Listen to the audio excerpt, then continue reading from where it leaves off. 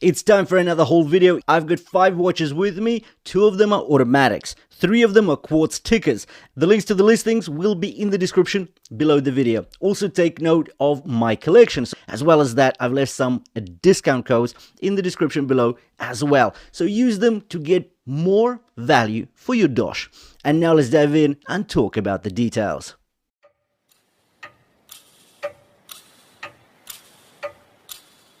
Okay, so this is the Pagani design PD2720K, a chronograph powered by the Seiko VK67 Mecha Quartz movement. I picked it up because the layout looked clean, dressy, and a bit Bauhaus inspired, with the 3 nicely recessed sub-dials. You get 60 minutes counter, the running seconds, and a 24-hour display, plus a date window just below 4 o'clock. Now, the listing claimed this had a synthetic sapphire crystal, but my diamond tester clearly showed it's hardlex mineral, so that's already a strike at this price point, which was $65 before tax. Still, the dome crystal does flow nicely into a thin, almost frameless bezel with a beveled edge that gives it some visual depth. In terms of size, you're looking at a 42mm case diameter, 12.9mm thick thanks to the tall dome, and it wears tall and wide on the wrist. The crown is 7.5mm across, signed but push-pull, and the case back is screwed down by 4 corner screws. It's not like a real screw-down case back. The bracelet is 22mm at the lugs, tapering to 20 at the butterfly clasp.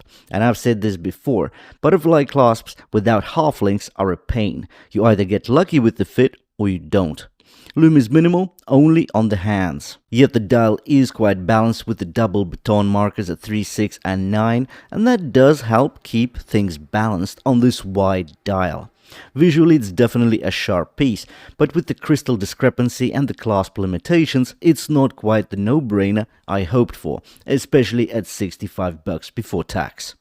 This is the Militado ML05 version 2, a clean, no-nonsense field watch built around the VH31 sweep seconds quartz movement.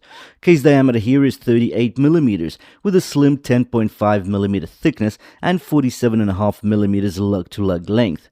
The case is fully sandblasted stainless steel, giving it a soft matte finish. The lugs are drilled and the crown is 5.9mm across. It's a screw-in type, unsigned but easy to grip and very notchy in action. Up top is a high dome sapphire crystal with a top hat profile and anti-reflective coating. Underneath, the matte black dial has stark white printing with Arabic numerals at 3, 6, 9 and 12. We get sword hands which are filled with lume, and the dial remains highly legible in all lighting conditions, be it day or night. The watch gets a screw-in crown as well as a screw-down case back, and that helps achieve 100 meters of water resistance rating. We get a nylon strap on here, either khaki green or black. The lug width is 20mm, keeping it compatible with standard field watch straps.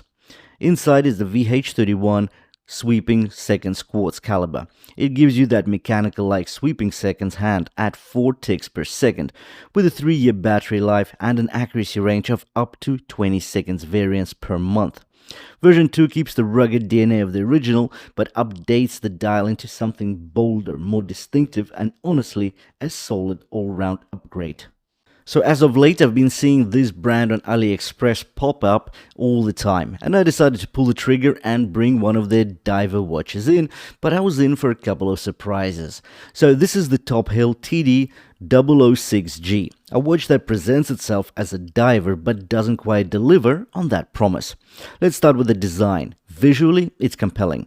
The gradient dial has a spark texture, shifting from a lighter center to a deeper edge, framed by concentric rings under the chapter ring. You get applied indices, a full set of Arabic numerals, and a magnified date window at 3. So there is a cyclops, and now we need to be fair. So we get a flat slab of synthetic sapphire crystal over the top here, and the cyclops is synthetic sapphire as well. So that is definitely positive. Now, it runs an automatic movement listed as Miyota 2813, but that is misleading because there is no 2813 Miyota movement. What you're actually getting is a Chinese clone, likely the DG2813, which is a 21 joule, 42-hour claimed power reserve, but more realistically, you get about around 34 to 36 hours of reserve with that clone of a movement. In regards to the dimensions, we're getting a 41mm case, 12.4mm thickness without the Cyclops, 13.6 with it. The lug-to-lug length is 47.5mm, held by inverted end links, and the crown measures 6.8mm across.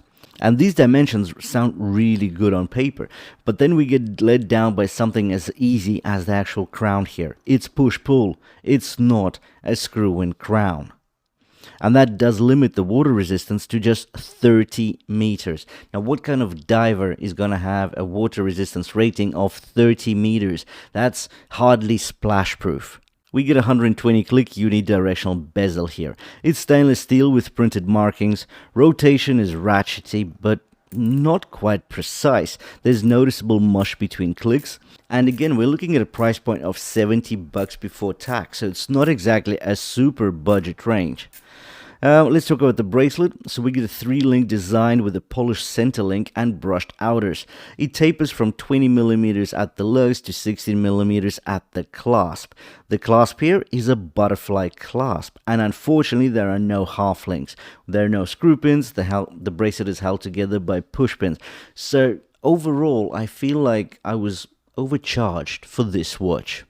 This is the Catison C8221M, an elegant, minimalist automatic with clear railway-inspired styling. The case is fully polished 316L stainless steel, which adds to the dressy character of the watch. It's a 40mm in diameter case, 11.4mm thick, and has a compact 46mm lug-to-lug length. The sharply downturned lugs fall away from the case, giving it a snug wrist-hugging profile. Lug width is just 18mm, slightly narrow relative to the case, but consistent with mid-century design language. The watch is fitted with a stainless steel Milanese mesh bracelet. It's unsigned but feels solid with a thick double-layer construction that avoids the usual flimsiness. On the underside, there is a see-through case back protected by a mesh cover, offering a view of the NH35 movement inside. So this is a Seiko automatic caliber with hacking, hand winding, and 24 joules and 42 hours of power reserve. Up top, you get a flat slab of synthetic sapphire crystal with anti-reflective coating. Beneath it is a clean, highly legible dial, white or ivory white base, printed black markers, baton hands, and a red seconds hand. The date window sits at 3 o'clock. This dial is fully luminous. It's a refined, fuss-free dress watch with practicality in mind, considering it also gets a date window. The water resistance here is rated at 50 meters, and the total weight comes in at just under 100 grams. This is the Wishdoit WSD987, a 150-meter automatic diver running the NH35 automatic movement.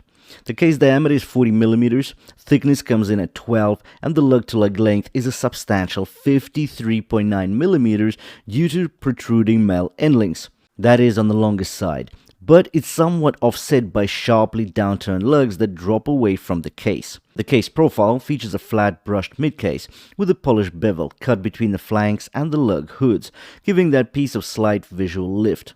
The bezel is a 120 click unidirectional one with a coin edge. There's a ceramic bezel insert and printed white markings, which are actually luminous here. Under the sapphire crystal, you've got a gradient dial transitioning from near black at the bottom to a rich blue at the top. There's a date window at 3 o'clock. The water resistance is rated to 150 meters due to the screw-in crown and a screw-down case back. The bracelet, just like the case, is all stainless steel.